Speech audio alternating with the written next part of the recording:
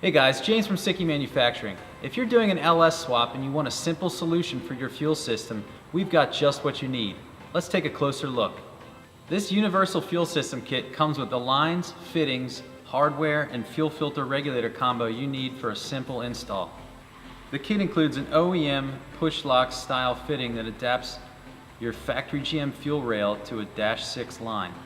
This kit's also designed to use your factory hard lines coming from the rear of the vehicle. By mounting the filter near where your factory hard lines come up into the engine compartment, you connect these two lines to the filter and then use the provided feed line to go from the filter regulator to your rail. This combination, regulator and fuel filter assembly, comes preset from the factory at 58 psi, which is perfect for most LS swaps.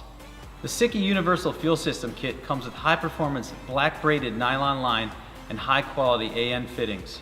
Log on to Sikky.com or get in touch with one of our knowledgeable sales reps to get yours today. Perfect.